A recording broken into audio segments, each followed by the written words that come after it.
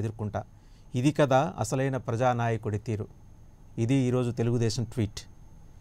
సాయంత్రం కొద్ది గంటల ముందు చంద్రబాబు రేణిగుంట ఎయిర్పోర్ట్లో ఉండగా తెలుగుదేశం పార్టీ అధికారికంగా చేసిన ట్వీట్.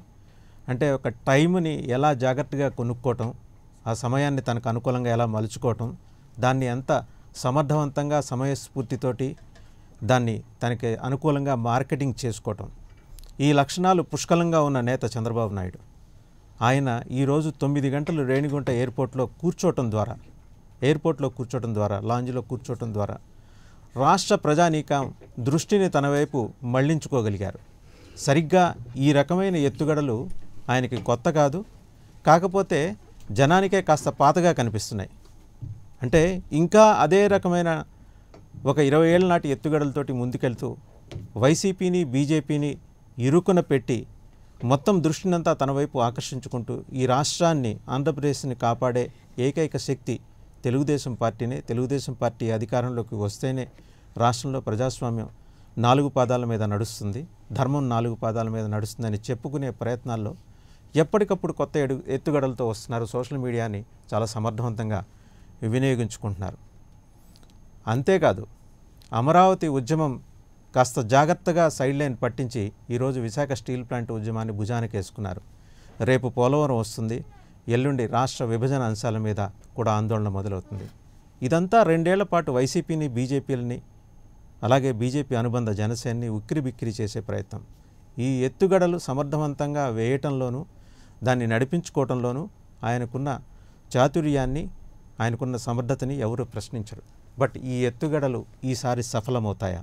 ఇదే అంశానికి సంబంధించి ఈరోజు స్ట్రైట్ టాక్లో మనతో పాల్గొంటున్నారు ఆంధ్రప్రదేశ్ రాష్ట్ర ప్రభుత్వ మాజీ ప్రధాన కార్యదర్శి అలాగే బీజేపీ నాయకులు ఐవైఆర్ కృష్ణారావు గారు. కృష్ణారావు గారు నమస్తే. అలాగే వైసీపీ అధికార ప్రతినిధి అద్దేపల్లి శ్రీధర్ గారు నమస్తే. పొలిటికల్ అనలిస్ట్ కేఎస్ ప్రసాద్ గారు నమస్తే అండి. అలాగే సుందరపు విజయ్ కుమార్ గారు జనసేన నాయకులు వైజాగ్ నుంచి జాయిన్ అవుతారు మరి కాసేపట్లో లైవ్లో. కృష్ణారావు గారు ముందస్తుగా చెప్పండి, ఈరోజు 9 గంటల పాటు నడిచిన డ్రామా చూశారు రేణిగుంట ఎయిర్పోర్ట్లో, ఏ రకంగా విశ్లేషిస్తారు? ఎవరైనా కానీ రాజకీయ నాయకుడు అన్న తర్వాత తన అస్తిత్వాన్ని నిలబెట్టుకోవటానికి స్ట్రాటజీ ప్రకారం పోతారు, దాంట్లో ఏమీ తప్పులేదు. అది ఎంతవరకు ప్రజలతో జెల్ అవుతుంది అనేది చూడాలి. కొంతవరకు రొటీన్ అయిపోయి ఆల్రెడీ ఇదే స్ట్రాటజీస్ ఉపయోగించబడి ఉంటే ప్రజలు అంతగా నప్పకపోవచ్చు, అదొక అంశం. మోర్ ఇంపార్టెంట్లీ ఐ థింక్ ఆయన వయసు కొంత ఆరోగ్య విషయం కూడా జాగ్రత్తగా ఉంటే మంచిది. 10 hours అట్లా ఉండటం, మిగిలినవన్నీ ఉద్దేశించిన పర్సనల్గా I think at least police should have taken care to ఆయన కొంత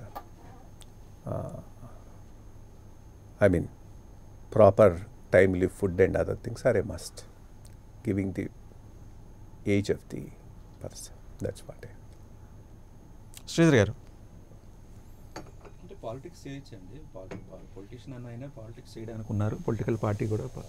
బట్ ఏంటంటే ఇప్పుడున్న పరిస్థితులు మన అందరికీ తెలిసినవే. పదే సేమ్ సినిమా చూపిస్తే అసలు చూడట్లేదు. తమిళ్లో హిట్ అయింది కదా అని చెప్పి తెలుగులో డబ్ చేసినా చూడట్లేదు, లేదా తెలుగులో మళ్ళీ డైరెక్ట్ చేసి రీప్రొడ్యూస్ చేసినా చూడట్లేదు. ఎందుకంటే అన్ని మీడియాస్లో అందరూ చూసేస్తున్నారు ముందరే. సో ఎలాగైతే యవనం కోరుకుంటున్నారు అందరిలోనూ, న్యూనెస్ కూడా కోరుకుంటున్నారు, కొత్తదనాన్ని కోరుకుంటున్నారు. రాజకీయ వ్యవస్థలో కూడా కొత్తదాన్ని కోరుకుంటున్నారు. Other day last week only 3 days ఉన్నారు కుప్పంలో. ఏంటి అడ్డొచ్చింది, లేకపోతే ఏంటి ఎవరు వద్దన్నారు? ఎవరు వద్దనలేదు కదా. అప్పుడు ఎలక్షన్ కోడ్ లేదు, అదర్ థింగ్స్ ఆర్ నార్మల్. ఆయన స్పెసిఫిక్గా ఆయన హోమ్ టౌన్కి వెళ్ళారు. కంటిన్యూ అయ్యి ఉండొచ్చు కదా, బికాజ్ ఆయన ఆంధ్ర రాష్ట్రంలో ఉండే స్థితిలో తెలుగుదేశం నాయకత్వం లేదు, అది అందరికీ తెలిసిన విషయం. ఆయన షెడ్యూల్ చూడండి, ఈరోజు కూడా మార్నింగ్ ఉదయం 7 గంటలు బయలుదేరి మళ్ళీ రాత్రి 9 గంటలకు రిటర్న్. అంటే ఒక రోజుకి ఆంధ్ర రాష్ట్రానికి వెళ్ళి రాజకీయం చేసుకుని వచ్చేయడానికి. 2 రోజులు రాజకీయం మొన్న కుప్పంలో చేసి వచ్చారు. కుప్పంలో కుప్పకూలిపోయింది తెలుగుదేశం, అందరికీ తెలిసిన విషయం. చిత్తూరులో చింతిస్తున్నారు తెలుగుదేశం నాయకులు అందరూ, ఎవరు ముందరికి వెళ్తారు, గంట కడతారు, ముందరికి నడిపించారు. ఎందుకంటే Tirupati member of parliament election ఉన్నది, Lok Sabha and also local body elections అయినాయి. తర్వాత ఇమీడియట్గా మున్సిపల్ కార్పొరేషన్ మున్సిపాలిటీస్ కూడా జరుగుతున్నాయి. Somebody need to bell the cat or somebody need to run the show. ఈ రన్ ద షో అన్నవాళ్ళు లేకపోవడం వల్ల ఈరోజు మళ్ళీ ఇంకో రోజు ఈరోజు వెళ్ళి ధర్నా ఆయన నేరుగా రావాల్సిన పరిస్థితి. ఆయన నేరుగా రావాల్సింది. యూజువల్గా కమాండర్స్ ఉంటారు, కింగ్ వచ్చాడు, బట్ ఏంటంటే కమాండర్ లేరు కాబట్టి సో కాల్డ్ కింగ్ అయిన చంద్రబాబు నాయుడు గారు పదే పదే రావాల్సి వస్తుంది. ఇందాక ఐవీఆర్ కృష్ణారావు గారు కూడా అదే, నేను అదే ఒప్పుకుంటాను. Age doesn't permit him. ఇప్పుడు ఈరోజు రాజకీయాలు చేయాలంటే అన్నీ కలిసి రావాలి. సో ఆయనకి ఏజ్ కొంచెం అడ్డు వస్తున్నది, వారి అబ్బాయి అంత అందిపుచ్చుకోలేకపోతున్నారు, లేదా మాట్లాడితే తప్పులు దొరుకుతున్నాయి కాబట్టి ఆయన ఎక్స్పోజ్ చేయకూడదని చెప్పి ఈయనే ముందరకు వెళ్తున్నారు. బట్ ఈయన కూడా ఎన్ని తప్పులు మాట్లాడుతున్నారు అందరికీ తెలిసిన విషయం. ఎలక్షన్ కోడ్ ఉంది, కోవిడ్ వేవ్ ఉన్నది, అండ్ ఎలక్షన్ కమిషన్ అయితే పర్మిషన్ తీసుకోవచ్చు, ధర్నా చేస్తానంటున్నారు. మళ్ళీ ఎలక్షన్ ర్యాలీ పర్మిషన్ అది అంటే దానికి ఎలక్షన్ ప్రొసీజర్స్ ప్రకారంగా మైక్ దగ్గర నుంచి అన్నీ కూడా పర్మిషన్స్ తెచ్చుకోవాలి.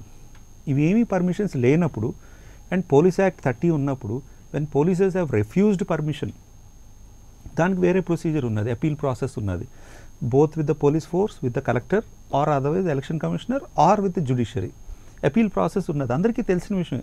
ఇప్పుడు నేను ఒక వెహికల్ క్యాన్వాసింగ్కి వెళ్తే మైక్కి 100 రూపాయలు, 150 రూపాయలు, ఎన్ని అంటే ఒక క్యాంపెయినింగ్ వెహికల్కి ఎన్ని స్పీకర్లు ఉంటాయో, మైక్కి ఒక మైక్కి 100 రూపాయలు, స్పీకర్లకి ఎన్ని స్పీకర్లు ఉంటే దానికి 50 రూపాయలు. అంటే 1+7 ఉంటే 350 + 100 450 ప్రతిరోజు కట్టాలి.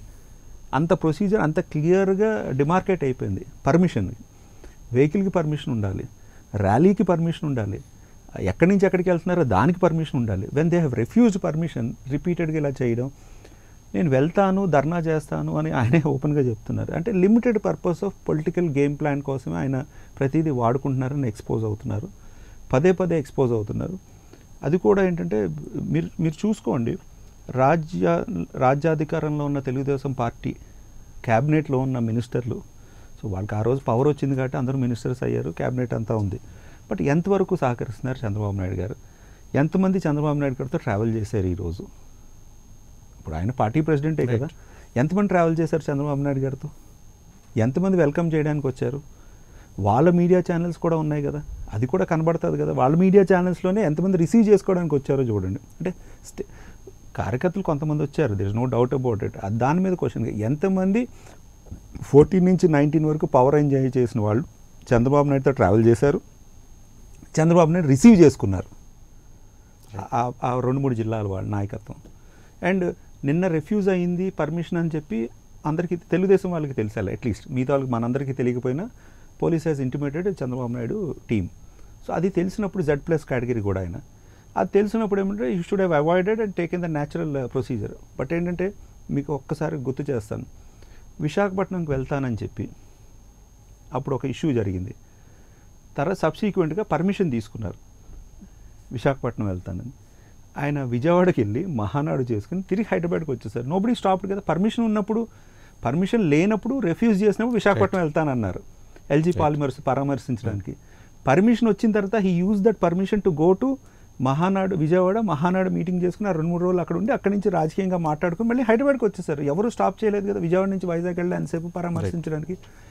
అంటే అలాగా మీరు ప్రతి ప్రోగ్రాము చూడండి, ఎన్ని రోజులు ఉంటున్నారు విజయవాడ కానీ ఆంధ్రప్రదేశ్లో, ఎన్ని రోజులు రాజకీయం మాట్లాడుతున్నారు.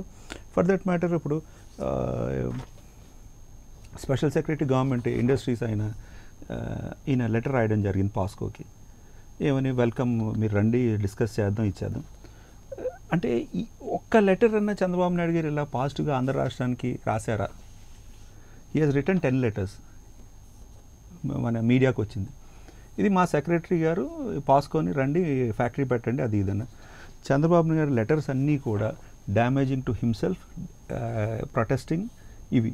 అంటే పాజిటివ్గా ఆంధ్ర రాష్ట్రానికి ఏదన్నా ఇది డిమాండ్ చేశారా నరేంద్ర మోడీ గారిని? పాజిటివ్గా ఇంటర్నేషనల్ కంపెనీస్కి ఏమైనా లెటర్ రాసి, పాత పరిచయాలు ఉన్నాయి కదా, నేనే చక్రం తిప్పాను అన్నప్పుడు పాత పరిచయాల మీద మీరు రండి ఆంధ్ర రాష్ట్రానికి నా వంతు సహకారం చేస్తాను. సో ఇవన్నీ ఎక్కడ పాజిటివ్ నేచర్ లేదు, పొలిటికల్ మీద ఆయన బేస్ అవుతుంది. రైట్ శ్రీధర్ గారు, మళ్ళీ మీ దగ్గరికి వస్తాను. ప్రసాద్ గారు చెప్పండి, మొత్తం అంటే గడిచిన కొంతకాలంగా జరుగుతున్న పరిణామాలు మీరు గనక చూస్తే అమరావతి ఉద్యమాన్ని చాలా జాగ్రత్తగా కన్వీనియంట్గా తెలుగుదేశం పార్టీ పక్కన పెట్టినట్టు కనిపిస్తుంది. ఈరోజు విశాఖ స్టీల్ని భుజానికి ఎత్తుకుంది, రేపొద్దున పోలవరం, ఇంకో 2-3 రోజులాగి రాష్ట్ర విభజన అంశాలు. సరే, ఇవాళ జరిగింది ఇది అప్పటికప్పుడు ఆయన తీసుకున్న నిర్ణయం, అది ఒక మైలేజ్ కోసం వాళ్ళు చేసుకుంటారు పొలిటికల్ పార్టీ. బట్ ఎన్నాళ్ళు ఈ ఎత్తుగడలు? ముందుగా ప్రేక్షకులకు నమస్కారం అండి. ప్యానల్లో ఉన్న పెద్దలు కృష్ణారావు గారికి, శ్రీధర్ గారికి మీకు కూడా నమస్తే అండి, విజయ్ కుమార్కి కూడా. ఇక్కడికి వచ్చేసరికలండి పొలిటికల్ ఆస్పిరెంట్స్ అన్నది, పొలిటికల్ సిచ్యువేషన్స్ అన్నవి, పొలిటికల్ గేమ్ అన్నది ఇది సర్వసాధారణమైన ప్రక్రియ.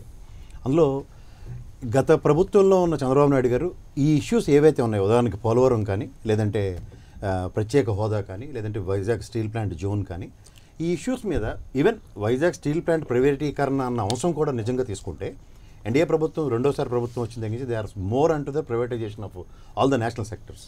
సో దీంట్లో ఒక విధంగా చెప్పాలంటే 5 years ఆయన ఆపగలిగాడు. ఇంకో 5 yearsకి ప్రక్రియ ఇక్కడికి వచ్చేసరికి ఇది లాస్ట్ అవుట్కమ్ ఏమవుతుంది అన్నది తర్వాత విషయం.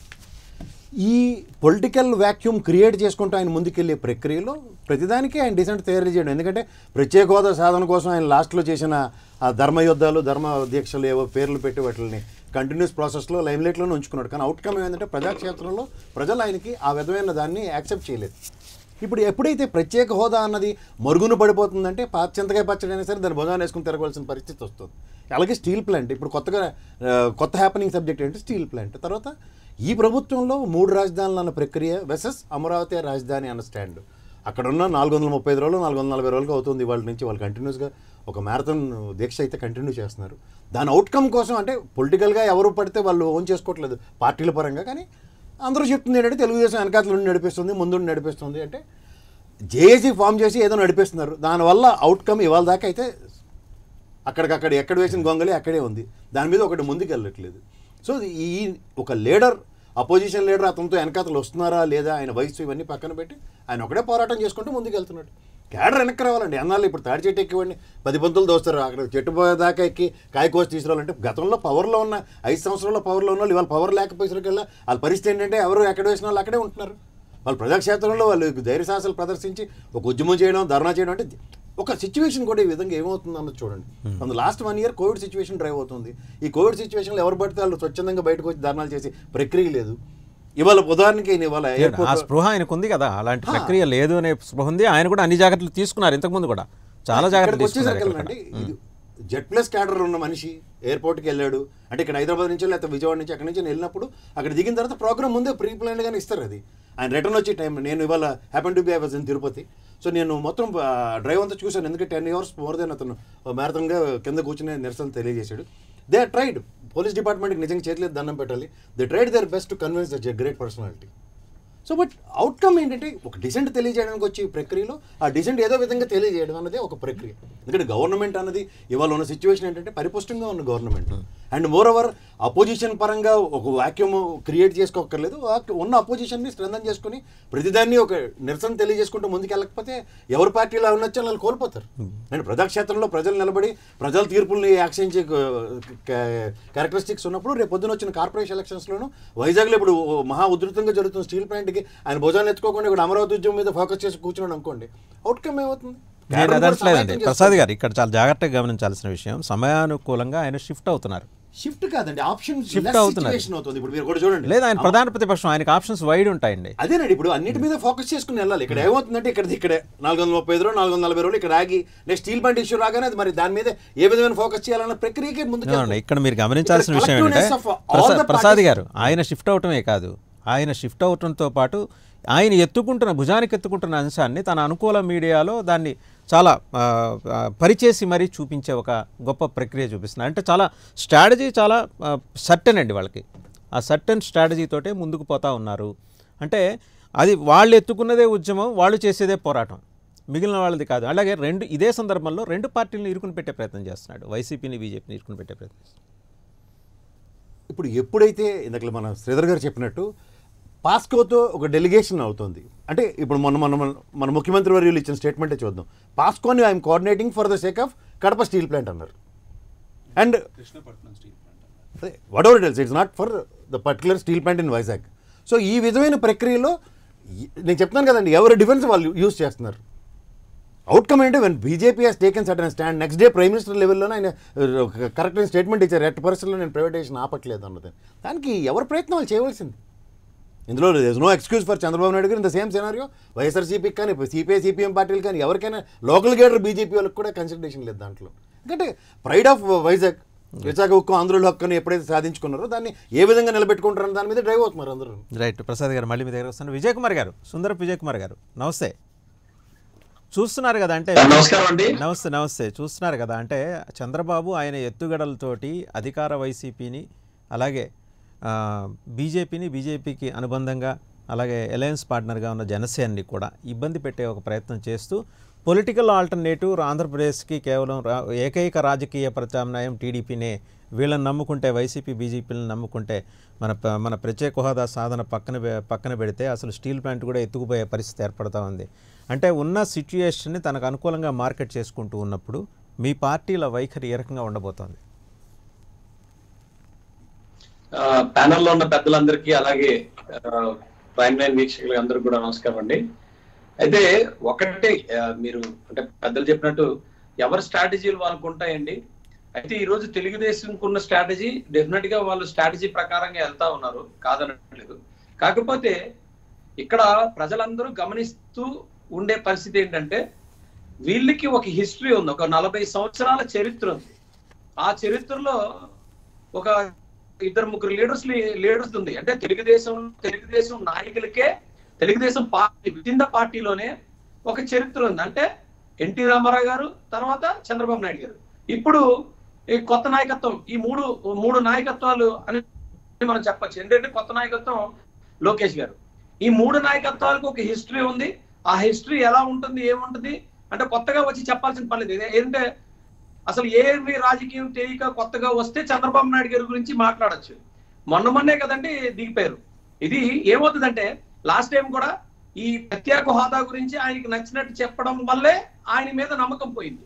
తర్వాత ప్రతి ఊరు వెళ్ళి ప్రతి జిల్లా వెళ్ళి ఆయన కొన్ని సభలు పెట్టారు, నల్ల బ్యాడ్జీలు పెట్టుకొని. ఈ రోజు పరిస్థితి మనకు తెలుసు. అయితే వాళ్ళు ఏం చేసినా కూడా అది కంటిన్యూటీ చేయకపోవడం అనేది చాలా ఇక్కడ ఏదైనా ఒక ఇష్యూని పట్టుకుంటే నిజంగా ప్రాబ్లం వచ్చింది. అంటే ఇప్పుడు స్టీల్ ప్లాంట్ గురించి మాట్లాడుతున్నాం. స్టీల్ ప్లాంట్ గురించి మాట్లాడినప్పుడు ఈ 40 సంవత్సరాల స్టీల్ ప్లాంట్ ఏదైతే ఉందో 78 నుంచి మొదలు పెట్టుకుంటే వీళ్ళు 83లో వచ్చారు. స్టీల్ ప్లాంట్ కూడా సుమారు అక్కడ అంటే స్టార్ట్ అయిన 78, 79 నుంచి స్టార్ట్ అయినా కూడా అది పూర్తయ్యేసరికి వీళ్ళు అధికారంలో ఉన్నారు. అంటే 92లో ఆపరేషన్లోకి వచ్చింది. 92లో ఆపరేషన్లోకి వచ్చింది. 92లో ఆపరేషన్లోకి వచ్చింది. అదేనండి, 92లో ఆపరేషన్ వచ్చింది. కానీ మనం భూములు ఇవ్వడం 79లో మొదలు పెట్టుకొని అన్ని చేసుకున్న 92లో ఆపరేషన్ వచ్చింది. 92 వచ్చేసరికి వీళ్ళు ఉన్నారు. అప్పటి నుంచి కూడా అనేకమైన అక్కడ ఇష్యూస్ జరిగినప్పుడు అంటే మైన్స్ తీసుకురామనండి, లేకపోతే అక్కడ ల్యాండ్ లూజర్స్ కి మరి ల్యాండ్ లూజర్స్ కోసం కానీ ఎప్పుడు కూడా మరి ప్రభుత్వంలో ఉన్నారు కదా, ఆ ప్రభుత్వంలో ఉన్నప్పుడు పోరాటం చేయాలి కదా, వాళ్ళకి చెప్పాలి కదా, వాళ్ళు నిజంగా బాధ్యత ఉంటే చేసుకోవాలి కదా. ఈ రోజు కొత్తగా వచ్చినప్పుడు డెఫినెట్ గా ప్రజలు నమ్మరు.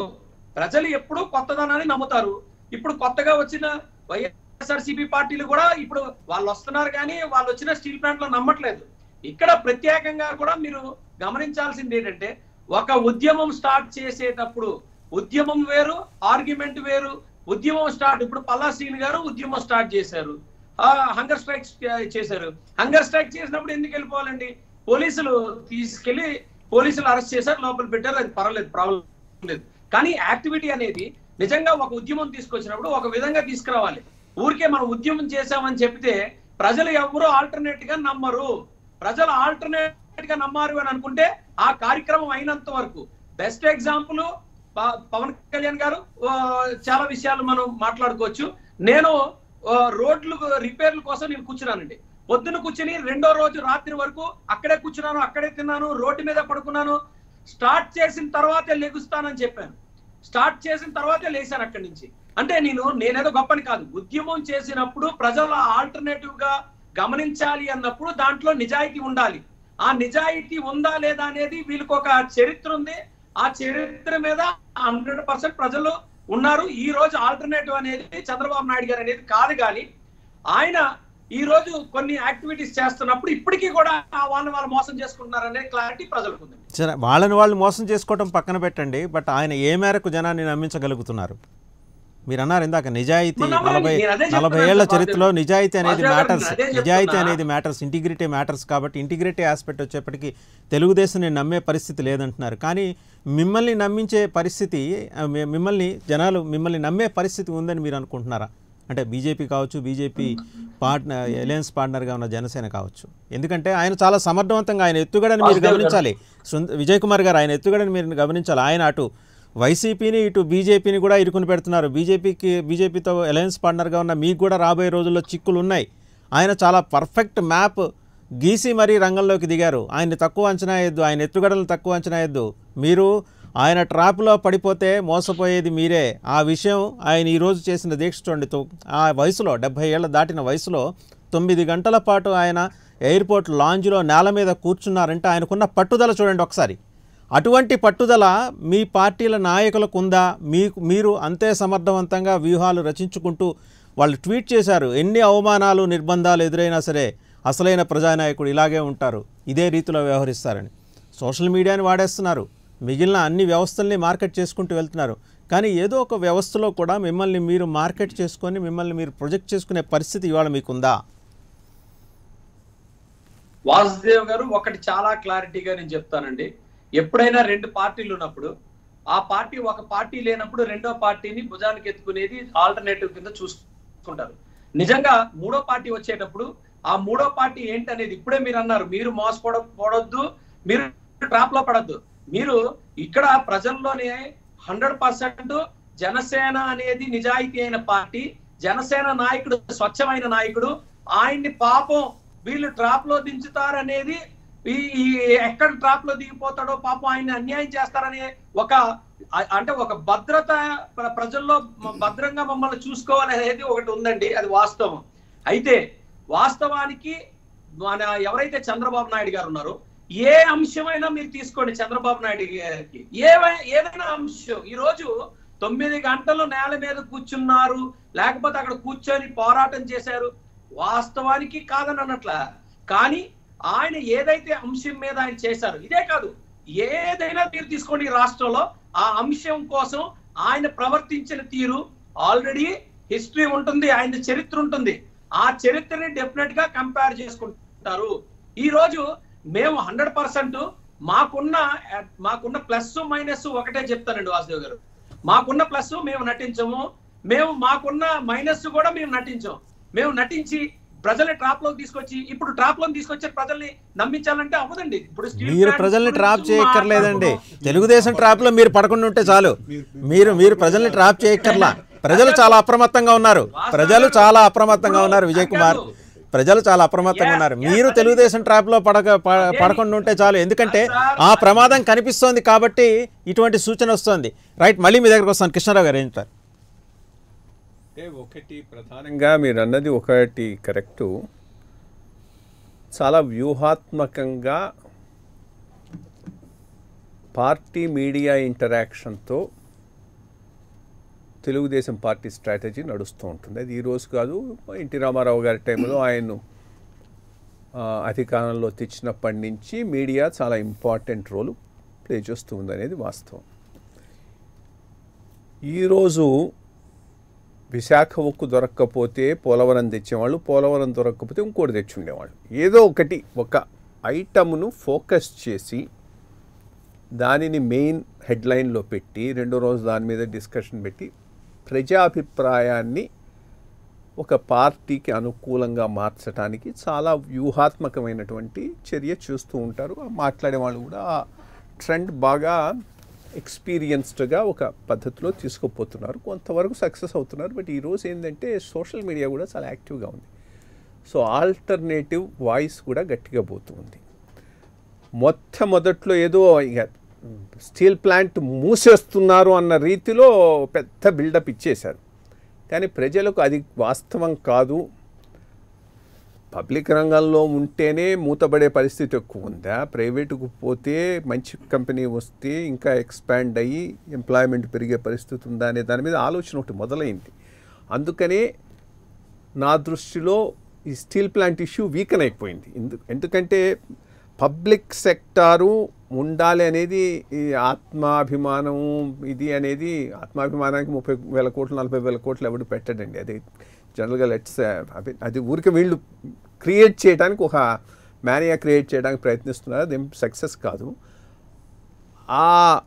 అది కాదు more important. Employment, expansion, investment ఇవి ఈరోజు చాలా ఇంపార్టెంట్. ఆ ఇష్యూస్ మీద డిస్కషన్స్ జరుగుతున్నాయి. సో ప్రజాభిప్రాయం దానికి అనుగుణంగా పడుతుంది. సో అందుకని సడన్గా ఈ పోలవరం ఇష్యూ తీసుకొచ్చారు. పోలవరం ఇష్యూ ఏంటి అసలు అక్కడ ఇష్యూ ఉందా అంటే పాయింట్ ఏంది, ఒక గవర్నమెంట్లో డిఫరెంట్ ఆల్టర్నేటివ్స్ను కూడా డిస్కస్ చేయకూడదా?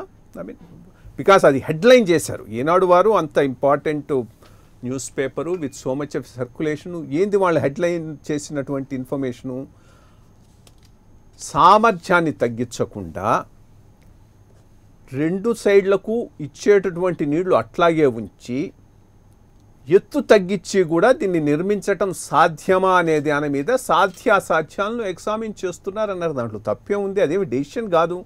Actually that needs to be done. Because ఒక విషయం, ఎంతసేపటికి సాగును గురించి ఆలోచించొద్దు, వెనక ముంపును గురించి కూడా ఆలోచిద్దాం. ఆడన్ని గిరిజన గ్రామాలు ఎన్ని పోవాలి అవి. ఒకవేళ ఆ గిరిజన గ్రామాల్లో కొన్నిటిని మనం సేవ్ చేసి అదే ఎఫిషియన్సీ అదే నీళ్లు ఇవ్వగలిగితే ఆల్టర్నేటివ్ గురించి అట్లీస్ట్ ఆలోచించడం తప్పంటే ఎట్లాగండి? ఆలోచించడం తప్పన్న లెవెల్లో రాసేసాడు. దాని మీద ఇంకా వ్యాఖ్యానాలు ఇది. So building up of public ఒపీనియన్కు ఒక స్ట్రాటజీతో పోతున్నారు. దీనిని ఎదుర్కోవాలి, డెఫినెట్గా బీజేపీ ఎదుర్కోవాలి, జనసేన ఎదుర్కోవాలి, ఇద్దరు కలిసి. బికాజ్ ఆ స్పేస్ కోసం ఇప్పుడు బేసిక్గా ఆ అపోజిషన్ స్పేస్ కోసం టీడీపీ మధ్య, జనసేన మధ్య, బీజేపీ కంబైన్ మధ్య ఫైట్ ఉన్నది. ఒక రిఫ్ట్ మొదలైంది. రిఫ్ట్ అంటే అదే ఐ మీన్ స్ట్రగుల్. దాంట్లో ఎవరు నెగ్గుతారని. కాబట్టి బీజేపీ జనసేన కాంబినేషన్ ఈ పాయింట్స్ను తీసుకుపోవాలి. ఆ ట్రాప్లో మీరు అన్నట్టు పడకూడదు. లేదు వద్దు చేయకూడదు అని అంటే గవర్నమెంట్ ఇటువంటి ఎగ్జామిన్ చేయాల్సిన అవసరం ఉంది. దానికి సంబంధించినటువంటి సాధ్యాసాధ్యాలు ఇప్పుడు చూడండి, గవర్నమెంట్ ఏది ఎంతసేపటికి ఇచ్చిన 10 ఇన్స్టిట్యూషన్స్ను రికార్డ్ టైంలో విత్ మ్యాక్సిమం ఇన్వెస్ట్మెంట్ ఎవడు మాట్లాడు. That's not a small thing. I mean ఎంత ఇన్వెస్ట్మెంట్ వచ్చింది. వీళ్ళు అడక్కపోయినా ఇస్తున్న ప్రాజెక్టులను గురించి ఎవడు ఒక మాట మాట్లాడు. Doubling of Guntur Guntakal is a life line. Bengaluru నుంచి వైజాగ్ను చేయటంలో 3rd line railway line connecting from Gudur to Balharshah is an important thing which will benefit Andhra. అంటే చాలా జరుగుతున్నాయి. వీటినన్నింటినీ పక్కన పెట్టేసి సపరేట్గా డిబేట్ పెట్టండి, నేను వస్తాను. ఏది విభజన అంశాలలో బీజేపీ ఏం చేసిందనే దాని మీద చాలా క్లారిటీ ఉంది. చాలా చేసింది. చెయ్యలేనివి చెయ్యటానికి వీలు లేనివి. ఎందుకనేది అసలు స్పెషల్ కేటగిరీ స్టేటస్ను అసలు దాని డెఫినేషన్ను ప్రజల్లోకి తీసుకుపోవటంలోనే చాలా అన్యాయంగా తీసుకుపోయినా. అది వేరే అంశం, తప్పనిసరిగా దాంట్లో మీరు అది తీసుకొచ్చారు కాబట్టి చెప్తున్నారు. లేకపోతే అది వస్తానండి, నేను చెప్తుంది ఇది కాకపోతే అది తీసుకొని వస్తారు. సో అట్లా ఏదో ఒక ఫోకస్ ఎజెండా పెట్టి దాంట్లో మీరు అన్నది కరెక్ట్. ఈ రెండింటిని కలిపి వైఎస్ఆర్ను బీజేపీని కలిసి ఒక ఘాట కట్టేయగలిగితే అపోజిషన్ స్పేస్ తెలుగుదేశానికి వస్తుంది.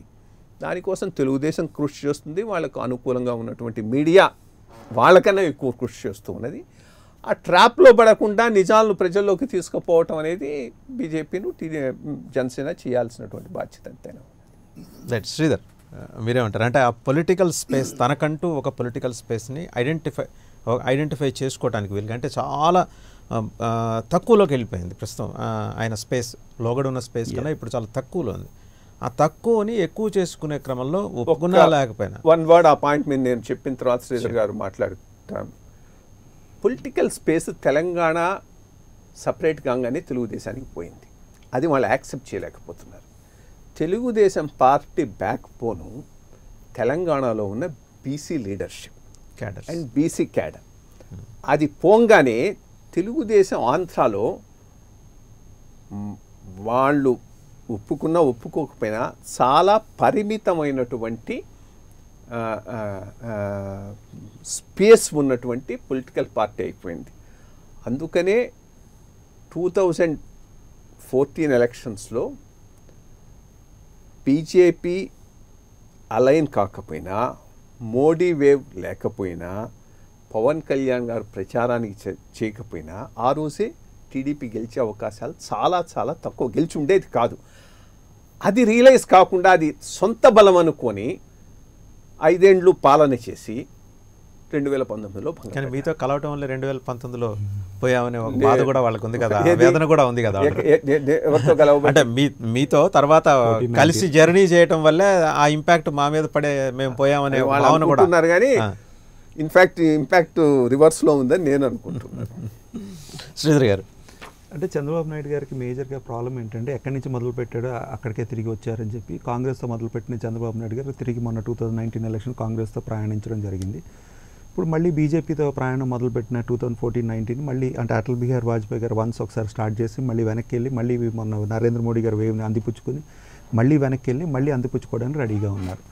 అది బీజేపీ మటుకు now they have realised what is Chandrababu Naidu కాబట్టి వారు దూరంగా పెడుతున్నారు. తెలుగుదేశం పార్టీని, నాయకత్వాన్ని, నాయకుల్ని వాళ్ళు కోరుకుంటున్నారు తప్ప Chandrababu Naidu as a Telugu Desam party మటుకు బీజేపీ కోరుకోవట్లేదు. బట్ రియలిస్టిక్లీ మన మీడియా మిత్రులు రాసేవి ఇతర ఛానల్స్లో పెంపొందించేది, వాళ్ళు రాసే వీకెండ్ కామెంట్లు చూస్తూ ఉంటే బీజేపీ జనసేన విడగొట్టే విధంగా వాళ్ళు రాజకీయం చేస్తున్నారు. అదొక ఆస్పెక్ట్. రెండో ఆస్పెక్ట్ ఏంటంటే Chandrababu Naidu special category status తీసుకోండి, మంచిది చెడ్డది ప్యాకేజ్ బెస్ట్, మళ్ళీ కావాలి డిమాండ్, మళ్ళీ గ్యాప్ వచ్చింది, ఇప్పుడు మళ్ళీ కావాలని డిమాండ్. పోలవరం ప్రాజెక్ట్ 2013-14 రేట్లకి కన్ఫర్మ్ చేసుకుని రీసెటిల్మెంట్ రీహాబిలిటేషన్ ప్యాకేజ్ ఒక ఐడియా లేకుండా సంతకాలు పెట్టి ఆ రోజు జై నరేంద్ర మోడీ జై ఎన్డీఏ అని, మళ్ళీ ఇప్పుడు అది తప్పని చెప్పి ఇప్పుడు మేము your force to renegotiate with central government, finance minister, Jal Shakti minister Narendra Modi, Amit Shah అంతా రీనెగోషియేట్ మరి 17-18 రేట్స్కి తీసుకుని రావాల్సి వచ్చింది. సో పోలవరం ప్రాజెక్ట్ కూడా ఇబ్బంది ఏ విధంగా కలిగింది అంటే జనరల్లీ సెంట్రల్ గవర్నమెంట్ ఎలా ఉంటుందంటే ఒక 50 ప్రాజెక్టులు జరుగుతూ ఉంటాయి, అన్ని చోట్ల కాస్ట్ కటింగ్లు చేసుకుంటుంది. ఇఫ్ ద రాష్ట్ర సీఎం వచ్చి కాస్ట్ కటింగ్ చేస్తానంటే దే విల్ వెల్కమ్ కదండి, సింపుల్ లాజిక్. ఇక్కడ ఐఏఎస్ ఆఫీసర్స్ అక్కడ ఐఏఎస్ ఆఫీసర్ ఒకళ్ళే అయినా కూడా దో పొలిటికల్ డెసిషన్ తీసుకున్నది ఆఫీసర్స్ విల్ ఇంప్లిమెంటెడ్. సో దానికి ఆ ఇబ్బంది ఉన్నది. మూడో ఇబ్బంది ఏంటంటే నేను ఇందాక అదే చెప్పాను, తెలుగుదేశం నాయకత్వం ఏదైతే 14 నుంచి 19 ఎంజాయ్ చేసిన వాళ్ళందరూ చంద్రబాబు నాయుడు వదిలేశారు.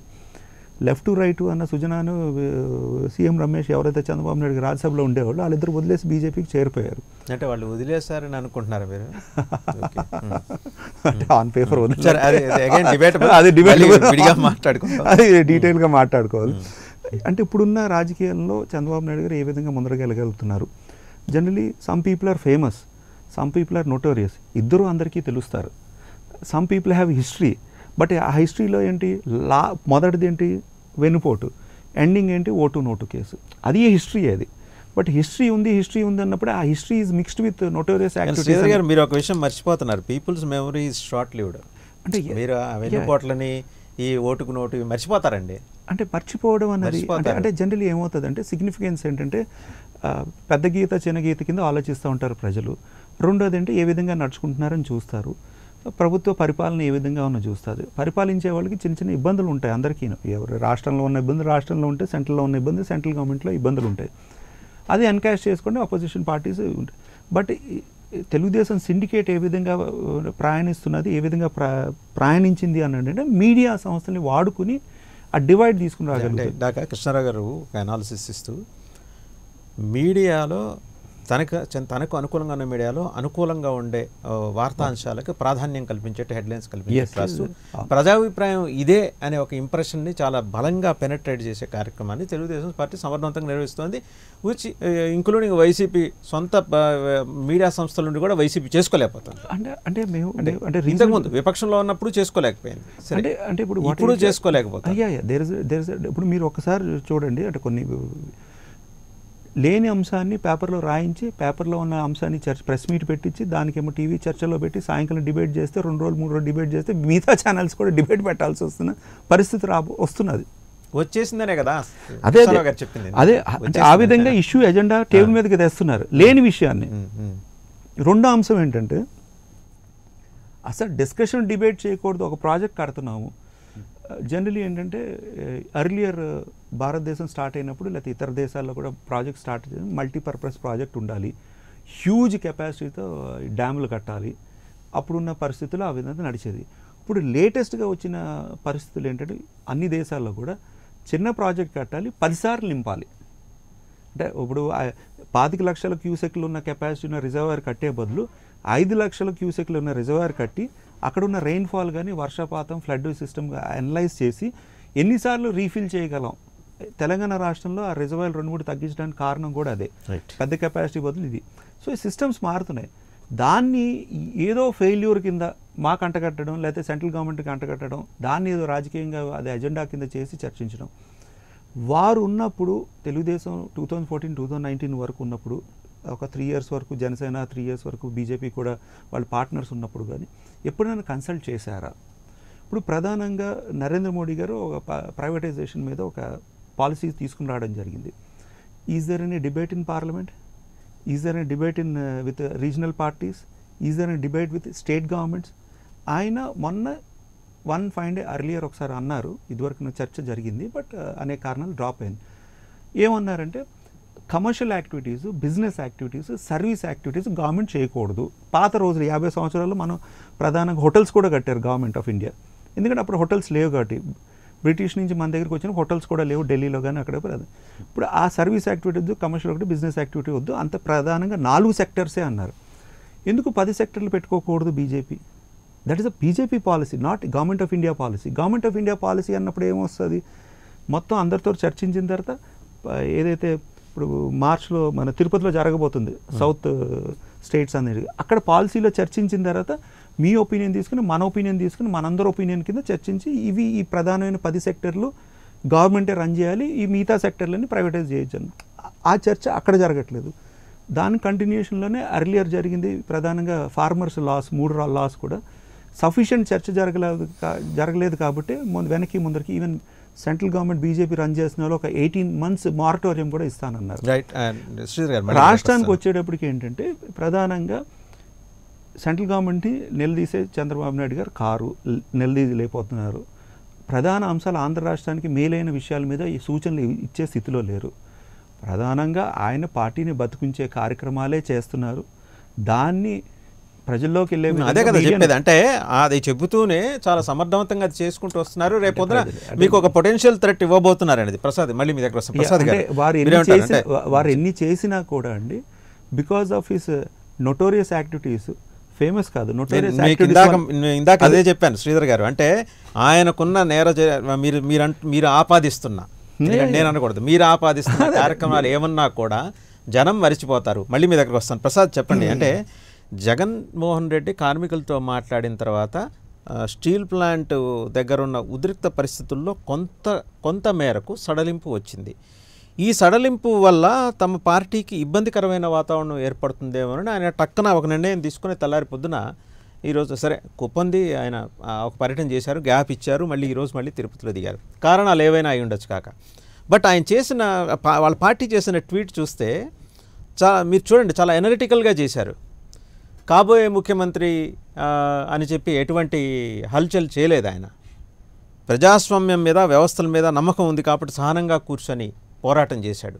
అంటే ఒక పాజిటివ్ వైబ్రేషన్ను జనాలకి ఆ సంకేతాలు పంపించే కార్యక్రమం తెలుగుదేశం పార్టీ చాలా సమర్థవంతంగా చేస్తున్నప్పుడు, అదే క్రమంలో బీజేపీని, వైఎస్ఆర్సీపీని ఇరుకుని పెట్టే కార్యక్రమాలు చేస్తున్నప్పుడు, అంటే రాజకీయంగా ఇన్ని రకాల ఎత్తుగడలు జరుగుతున్నప్పుడు జనసేన కావచ్చు, బీజేపీ కావచ్చు, సరే వైసీపీ అధికారంలోకి ఉంది, వాళ్ళకుండే బలాలు వాళ్ళకుంటాయి. బట్ ఈ 2 పార్టీలని, ఎందుకంటే జనసేన ఓటు శాతం పెంచుకుంది, అది కూడా చంద్రబాబు నాయుడు పార్టీకి ఇష్టం లేదు. వీటిని అడ్రస్ చేయడం కోసం ఆయన చేస్తున్న కొత్త ఎత్తుగడలు కానీ, వేస్తున్న కొత్త ఎత్తుగడలు కానీ, దాని ఇంప్లిమెంటేషన్ కానీ ఎలా అనిపిస్తుంది? అందుకే దాని రాజకీయం అన్నారండి. ఆయన రాజకీయ నాయకుడు అన్నారు. రాజకీయ నాయకుడు రాజకీయం చేయకుండా ఇంకేం చేయడు కదా. ప్రతి ఒక్కరు ఎంచుకున్న పందాకి వేరే పందాలో చేసే ప్రక్రియ చంద్రబాబు నాయుడు గారి వాళ్ళు ఎంచుకున్నది. ఇప్పుడు మీరు ఇందాక అన్నారు, శ్రీధర్ గారు చాలా మంచి మాట చెప్పారు. మీరు ఒక మాట అన్నారు ఏంటంటే షార్ట్ టర్మ్ మెమరీ. ప్రజలు ఒక షార్ట్ టర్మ్ మెమరీ నుంచి ఇన్స్టెంట్గా కోలుకొని వేరే మెమరీ క్రియేట్ చేసుకుంటుంటారు. ఉదాహరణకి చంద్రబాబు నాయుడు గారు తెలుగుదేశం పార్టీ 2014 అంటే రెండోసారి ఎలక్షన్స్ ముందు వెన్నుపోటుతో దించారు అంటే అది షార్ట్ టర్మ్ మెమరీ అనుకుందాం. నెక్స్ట్ ఆయన గెలిపించారు కదా. అలాగే ఈ ప్రక్రియలోకి వచ్చినప్పుడు జగన్మోహన్ రెడ్డి గారి మీద ఆపాదించవలసినవన్నీ ఆపాదించారు. ఆపాదించిన తర్వాత ఏమైంది, 2014 ఎలక్షన్ ఓడిపోయారు ఆయన. నెక్స్ట్ 2019లో ఏం చేశారు ఆయనకి? బొనంజా మెజారిటీ ఇచ్చి గెలిపించారు. అంటే ఏంటంటే ప్రజల షార్ట్ టర్మ్ మెమరీ అంత కాదు, ఇన్స్టంటేనియస్గా ఏం జరుగుతుందో దాని మీద రియాక్టివ్ మోడ్ ఏంటి, నాన్ రియాక్టివ్ మోడ్ ఏంటి, అవుట్కమ్ ఏంటని చూస్తున్నారు. అవుట్కమ్ దగ్గరికి వచ్చేసరికి ఇప్పుడు ఉదాహరణకి సెంట్రల్ గవర్నమెంట్ డిసైడ్ చేసింది, ప్రధానమంత్రి హోదాలో మన్మోహన్ సింగ్ గారు ఇచ్చిన హామీ ఏంటి, ప్రత్యేక హోదా. అవుట్కమ్ ఏమైంది? ఉద్యమం తప్ప ఇంకేం లేదు, ధర్నాలు తప్ప ఇంకేం లేదు, ధర్మ పోరాట దీక్షలు తప్ప. అవుట్కమ్ ఏంటి? వాళ్ళు డిఫరెంట్ స్ట్రాటజీ ఆప్ చేసి, అది కూడా రాజకీయం. అక్కడి నుంచి స్పెషల్ ప్యాకేజ్ అన్నారు, దాన్ని ఏదో అన్నారు, అలా ఇచ్చేసి మొత్తానికి మసిపూసి మారేడుగా చేసి స్పెషల్ జోన్ అన్నారు. ఇప్పుడు ఏమవుతుందంటే వాళ్ళకి అవుట్కమ్ ఎలా అయిందంటే అండి, ప్రజా చైతన్యం, ప్రజల నుంచి ఒక మొమెంటం రానంత వరకు ఎవరేం చేసినా మంచి రాజకీయం, అది వెరీ గుడ్ స్ట్రాటజీ. ఇప్పుడు ఉదాహరణ చూడండి, వ్యవసాయ బిల్లు డిస్కషన్ లేకుండా కరోనా పాండమిక్ టైంలో ఇచ్చేశారు. దాని అవుట్కమ్ ఏమైంది? ఇవాళకి ఎన్నో రోజు 100 రోజులు దగ్గర అవుతుంది, ధర్నా నుంచి ఒక్క డీవియేషన్ లేదు, ఒక స్థాయి దిగారు. ఏది 18 నెలల పాటు దాని మీద ఏ విధంగా ఏదో చేయమని. సో ఇట్లాంటివి ఎప్పుడవుతుందంటే ప్రజా చైతన్యం అన్నది ఎప్పుడైతే స్టార్ట్ అవుతుందో అప్పటిదాకా జరిగినట్టు. ఇప్పుడు డిస్ఇన్వెస్ట్మెంట్ స్కీమ్లోకి వచ్చారు yes there are certain companies really not doing anything. అలాంటి వాటి మీద డిస్ఇన్వెస్ట్మెంట్ స్కీమ్ కావాలండి. ప్రాఫిట్ మాడ్యూల్లో ఉన్న వాటిని ఉదాహరణకి ఎల్ఐసీలు కానీ, స్టీల్ ప్లాంట్ కానీ, స్టీల్ ప్లాంట్ మీరు చూడండి, మొన్న లాస్ట్ తప్పేం లేదు, వాళ్ళు రిటర్న్ ఆన్ ఇన్వెస్ట్మెంట్ ఎప్పుడో ఇచ్చేసారు గవర్నమెంట్. రీసెంట్గా కూడా వాళ్ళ ప్రాఫిట్స్ రిజిస్టర్ అయినాయి. ఇప్పుడు ఎప్పుడు అవుతుందంటే ప్రజల్లోకి ఇప్పుడు స్టీల్ ప్లాంట్ ఇష్యూసే చాలా ఉన్నాయి, దాంట్లోంచి ఇప్పటికి కూడా అవుట్కమ్ లేదు. దాని మీద ఎవరు మట్టుగా ఎక్స్క్యూజ్ తీసుకుని, గత ప్రభుత్వం అనుకోవచ్చు, ఇప్పుడు ప్రభుత్వం అనుకోవచ్చు, ఎక్స్క్యూజెస్ తో ముందుకెళ్తున్నారు అనుకోండి. అటు నుంచి ఒక రియాక్టివ్ మోడ్. స్టీల్ ప్లాంట్ ఉన్న ఒకే ఒక డ్రాబ్యాక్ ఏంటంటే క్యాప్టివ్ మైన్స్ లేకుండా ఇందిరాగాంధీ గారి ఆయనలోనే దాన్ని శంకుస్థాపన చేసిన తర్వాత గత పాలకులు అందరిది ఇంక్లూడింగ్ ఈ గవర్నమెంట్ దాకా వచ్చేసరికల్లా కూడా ఎస్ ఇది ఒక ఎక్స్పెరిమెంటల్గా why can't we do it, దానికి ఉన్న క్యాపిటల్ మైనింగ్ ఒకటి ఇచ్చి ఈ ఎక్స్పెరిమెంట్ ఫెయిల్ అయినప్పుడు దాన్ని డిస్ఇన్వెస్ట్మెంట్ మోడ్లోకి వెళ్ళినప్పుడు తప్పు లేదు. కానీ ముందే ప్రక్రియ పరిశీలించడం అంటే మనోభావాలకు సంబంధించింది. ఇప్పుడు ఇందాక పెద్దలు కృష్ణారావు గారు మంచి మాట అన్నారు, ఏ మాట అన్నారో నాకైతే ఇప్పటికే నాకు ఆశ్చర్యం నుంచి బయటికి రాలేదు. దాని యొక్క స్థితిగతులను విశ్లేషిస్తూ పోలవరం ప్రాజెక్టుకి అండ్ ఐడి తగ్గించుకునే ప్రక్రియ అంటే what does it mean by అంటే ఇనిషియల్ డిపిఆర్స్ అవన్నీ ఏవైతే సబ్మిట్ చేశారో it's a question of Andhra Pradesh integrity అండి. మన అందరికీ మా ఆత్మాభిమానాలు దాంతో ముడిపెట్టి ఉన్నాయి. వాళ్ళు వైఎస్ఆర్సీపీ అయినా నేనైనా ఆంధ్ర రాష్ట్ర పౌరుడిగా ఎవరైనా సరే దాని మీద ఎన్నో ఆశలు పెట్టుకుని ఉన్నాం. అదేంటి దాని మీద ఒక స్పెషల్ ఇప్పుడు మన గజేంద్ర షెకావత్ గారు ఏమన్నారు, 2014 ముందు ఇచ్చిన డిపిఆర్లు ఏవైతే ఉన్నారో వాటికి నేషనల్ హోదాలు ఇంకా దేనికి ఇవ్వనన్నారు. ప్రాణహిత చేయలేదు, రీడిజైన్ చేసుకుని కావాల్సిన అన్నారు. ఏమైంది వీళ్ళకి? మన రాష్ట్రంతో పాటు అన్ని రాష్ట్రాలకు నష్టపోతున్న ప్రక్రియల్లోంచి దీంట్లోంచి ఒక అవుట్కమ్ ఇవ్వమంటున్నాం. ప్రతిదానికి వీఆర్ నాట్ హియర్. ఇవాళ ఇన్వెస్ట్మెంట్ మాడ్యూల్లో ఎక్కడి నుంచైనా డబ్బులు తీసుకొచ్చి గవర్నమెంట్ ఇప్పుడు నిజంగా ఇంకో మాటకు వస్తానండి. గవర్నమెంట్కి ప్రాఫిట్ మాడ్యూల్ లేదు, సేవే తత్పరత అంటే 36 రూపాయలకి కొంటున్న డీజిల్కి 100 రూపాయలు అమ్మే ప్రక్రియ ఏంటి? ప్రాఫిట్ మాడ్యూల్ కాదా? What is it? ఆ సబ్జెక్ట్లోకి మళ్ళీ వెళ్దాం ప్రసాద్ గారు. మనం ఈరోజు అనుకుంటున్నది ఏంటంటే ప్రధాన ప్రతిపక్షం తెలుగుదేశం ఆంధ్రప్రదేశ్లో చాలా వ్యూహాత్మకంగా వ్యవహరిస్తూ వస్తూ అధికార వైసీపీని అలాగే కేంద్రంలో పరోక్షంగా వైసీపీకి సహకారం అందిస్తున్న బీజేపీకి అనుబంధంగా పనిచేస్తున్న జనసేనని ఇరుకుని పెట్టే ఒక గొప్ప ప్రయత్నాన్ని చాలా సమర్థవంతంగా చేసుకుంటూ వస్తుంది. సరే మేము పంచాయతీలో 27% మేము సెక్యూర్ చేసాం, మంచి ఓటింగ్తో వచ్చామని వాళ్ళు భుజాలు చరుచుకుంటూ జనసేన ఉత్సాహంగా ముందుకెళ్తుంది. సో వైసీపీ సహజంగా ఉండే అధికారం కారణంగా సహజంగా ఉండే ఒక ప్రావెస్నెస్ తోటి వైసీపీ ఉంది.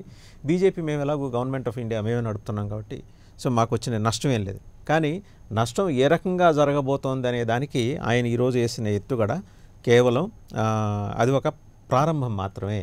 అంటే చంద్రబాబు నాయుడు ఆయన చాలా సీజన్డ్ పాలిటీషియన్. 9 గంటల పాటు ఆయన వయసుని పక్కన పెట్టి, వయసుకుండే ఇబ్బందులను పక్కన పెట్టి 9 గంటల పాటు ఆయన నేల మీద కూర్చొని చేసిన నిరసన అనేది దాని ఇంపాక్ట్ అనేది రేపొద్దున ఆయన అనుకూల మీడియాలో ఎంత అద్భుతంగా ప్రకటితమవుతూ వస్తుందో చూడండి.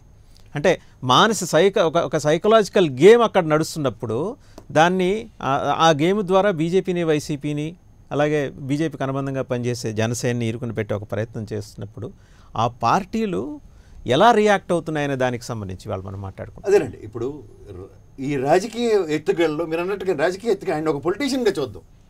ఎప్పుడైతే ఆయనకి ఆపన్న హస్తాల కింద ఉన్న బీజేపీ జనసేన పార్టీ మన గవర్నమెంట్ వచ్చింది కదా, కృష్ణరావు గారు చాలా మంచి మాట చెప్పారు. ఆంధ్రప్రదేశ్లో ఆయనకి అంత కేడర్ లేదు నిజంగా చెప్పాలంటే. అంటే నా బంధువు అని ముందుకు వచ్చే ప్రక్రియ లేదు, పోరాట ప్రతిమలు చాలా తక్కువ. ఆయనకి తెలుగుదేశం పార్టీకి రామారావు గారు ఆయన నుంచి ఈ రోజు దాకా తెలుగుదేశంలో తెలంగాణలోనే ఆయనకి వెన్నుదన్నుగా ఉన్నారు, ముందుండి నడిపించారు. ఈవెన్ జూనియర్ ఎన్టీఆర్ లాంటి వ్యక్తి పార్టీ అంత ఇచ్చేసినా సరే అవుట్కమ్ అంతా తెలంగాణ రాష్ట్రంలోనే ఎక్కువ సీట్లు గెలుచుకోగలిగారు గణనీయంగా. కానీ ఎప్పుడైతే ఇప్పుడు ఈ ప్రక్రియలో నేను చెప్తున్నాను, వెనకాతలు ఎవరు రానప్పుడు ఏం చేయాలి, ఆయన ఒకటే పోరాటానికి ముందుకు దిగాడు. అప్పుడైనా శ్రేణుల్లో వస్తాను. ఇవాళ నాకు మీడియాలో ఒకటి వచ్చింది, ఏం బాబు ఇంకా 11 నిద్ర లేగలేదా, కనీసం పార్టీ ఆఫీస్ దగ్గర కూడా ఎవరు ధర్నా చేయరని కొంతమంది నాకు ట్రోలింగ్ చేశారు. నేనేంటో అనుకున్నాను, తర్వాత చూస్తే ఎయిర్పోర్ట్లో ఇష్యూ ఇది ఉంది. సో సబ్సిక్వెంట్గా జరుగుతుంది ఏంటంటే, ఎప్పుడైనా సరే నాయకుడు నాయకత్వ లక్షణాలతో ముందుకెళ్తేనే క్యాడర్ వస్తుందో తర్వాత విషయం. ఆయనకి ఏంటంటే ఆపన్నహస్తం కింద ఉన్న BJP and as well as Janasena, ఈ మొన్న ఎలక్షన్స్లో అయితే జనసేన ఖచ్చితంగా ఆయన ఓటు బ్యాంక్ని చీల్చుకోగలిగింది. ఆ చీల్చుకోగలిగినప్పుడు దాని రక్షణ చర్యలు ఎప్పుడైనా అప్టమిస్టిక్ కదా, దానికి ఇంకొక ఆప్షన్ ఉండదు ఏ పార్టీకైనా సరే. నాకు డ్యామేజ్ కంట్రోల్ ఎక్కడ జరిగింది అంటే, డ్యామేజ్ చూసుకున్నారు, డ్యామేజ్ కంట్రోల్ ప్రక్రియ ఉంది.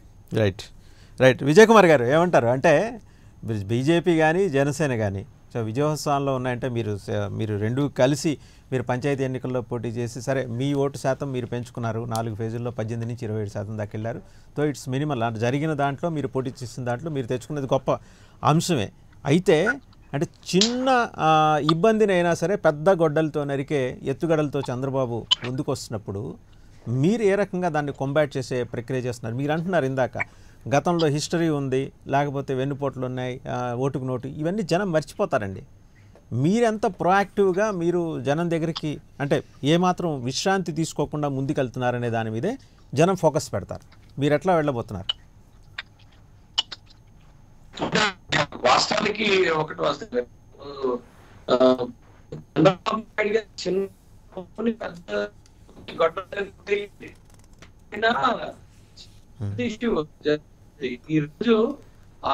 విజయ్ కుమార్ గారు ఏదో సమ్ డిస్టర్బెన్స్ ఉంది, మళ్ళీ మీ దగ్గరకు వస్తాను. సమ్ సౌండ్ డిస్టర్బెన్స్ ఉంది, ఆడియో డిస్టర్బెన్స్ ఉంది. కృష్ణారావు గారు చూస్తున్నారు కదా, అంటే ఒక సీనియర్ ఐఏఎస్ ఆఫీసర్, ఇప్పుడంటే మీరు బీజేపీ నాయకుడిగా మీరు మాట్లాడుతుంటారు, ఒక సీనియర్ ఐఏఎస్ ఆఫీసర్గా మీరు చాలా రాష్ట్రాలు పర్యటించుంటారు. పాలక పక్షానికి లేకపోతే ప్రత్యేకించి ఒక పార్టీకి అనుకూలంగా మీడియా వ్యవస్థలో ఆంధ్రప్రదేశ్లో పనిచేసినంత బలంగా ఎక్కడైనా పనిచేయడాన్ని మీరు గమనించారా? యాక్చువల్లీ ఈ మధ్య ఒక ట్వీట్ పెట్టాను. దాని ముందు ప్రసాద్ గారు 2-3 అంశాలు లేవనెత్తారు. వాటికి ఐ థింక్ కొంత క్లారిఫికేషన్ ఇచ్చి దాన్ని నేను వచ్చాను.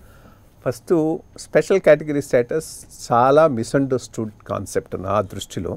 దాని మీద సపరేట్గా ఒక ప్రసాద్ గారిని పిలవండి, నన్ను పిలవండి, చాలా ఇష్యూస్ క్లారిఫై చేయొచ్చు. దాంట్లో చాలా జనరల్ కన్ఫ్యూషన్ ఉంది, ఇట్ కెన్ బి క్లారిఫైడ్, అది ఒక పాయింట్. రెండోది డిపిఆర్ రైట్ రాంగ్ అనేది కాదు ఇష్యూ, ఒక ఆల్టర్నేటివ్ను వితౌట్ దాని సామర్థ్యాన్ని కాంప్రమైజ్ చేయకుండా ఆలోచించటం కూడా తప్పంటం మాత్రం కరెక్ట్ కాదనేది నా పాయింట్. నేను ఇన్ఫార్మల్గా విన్నది ఏంటంటే, ముంపును ఈ హైట్ను దృష్టిలో పెట్టుకున్న ముంపును సరిగ్గా అంచనా వెయ్యలేదు. దేనికైతే మొత్తం రిహాబిలిటేషన్ ప్లాను తయారు చేశారో దాన్ని మించిపోతుంది రియల్గా ఆ ముంపు గనక ఆ హైట్కి వస్తే అనేది. అది ఎవరో సమ్ ఇంజనీర్ ఆయన ఇన్సైడ్ ఇన్ఫర్మేషన్ ఉన్నాయని నాకు షేర్ చేశాడు. సో ఇష్యూలో there are some hidden points which we don't understand. So అందుకని కొంత ఏదైనా ఎక్సర్సైజ్ జరిగి ఉండొచ్చు, నాట్ ఏ డెసిషన్. నేననేది డెసిషన్ కానప్పుడు ఒక ఎక్సర్సైజ్ జరుగుతున్నప్పుడు దానిని హెడ్లైన్ చేసి ఏదో జరిగిపోయింది అనేటటువంటి భావన ప్రజల్లో క్రియేట్ చేయటం ఆంధ్రాలో ఒక మీడియా సెక్షన్కు చాలా కొట్టిన పిండి అయిపోయింది. ఇన్ఫ్యాక్ట్ నేను దీనికి రిలవెంట్గానే ఆ ట్వీట్ చెప్తాను. మొన్న ఏదో ఈమె ఏది మమతా బెనర్జీ వెస్ట్ బెంగాల్లో బీజేపీ గెలుస్తుందా ఇది అని వస్తే తప్పకుండా గెలుస్తుంది, ఫుట్ హోల్డ్ గట్టిగా వచ్చింది, thank God there is no Andhra media in Bengal అని అన్నాను. అంటే ఇక్కడ that really plays a part as far as Andhra. ఎందుకంటే ఈ పబ్లిక్ ఒపీనియన్ను డైవర్ట్ చేయటంలో ఆంధ్రాలో గత 40-50 సంవత్సరాలుగా తెలుగుదేశం ప్రాపకంతో అనుకూలంగా ఒక సెక్షన్ ఆఫ్ మీడియా చాలా సమర్థవంతంగా పనిచేస్తూ ఉంది అనేది నిస్సందేహం. దాన్ని చాలా మొత్తట్లో కనిపెట్టినటువంటి వాడు, అంతవరకు I give a lot of credit to వాళ్ళ లీడర్కు జగన్ గారికి. అది ఆ ఏరియాను టచ్ చేయండి రాజకీయంగా ఆంధ్రప్రదేశ్లో ఎదగలేము అనేటటువంటిది గమనించాడు కాబట్టి మొత్తం ఆయన సెట్ ఆఫ్ మీడియాతో వచ్చాడు. Definitely that has politically helped him. So అందుకనే ఐ థింక్ జనసేన బీజేపీ కూడా కొంచెం ఈరోజు సోషల్ మీడియా ఉంది కాబట్టి అంతవరకు దీని ఎఫెక్ట్ కొంత తగ్గి ఉన్నది. ఈ పంథాలో కొంత ఆలోచించాల్సినటువంటి అవసరం అయితే తప్పకుండా ఉన్నది డెఫినెట్గా. శ్రీధర్ గారు, అంటే ఇక్కడ ఒక విషయం కలుగుతుంది. జనరల్గా చిన్న పంచాయతీ స్థాయి నుంచి ఏ స్థాయి వరకు ఎన్నికలు జరిగినా సమీక్ష పెడతాడు ఆయన చంద్రబాబు.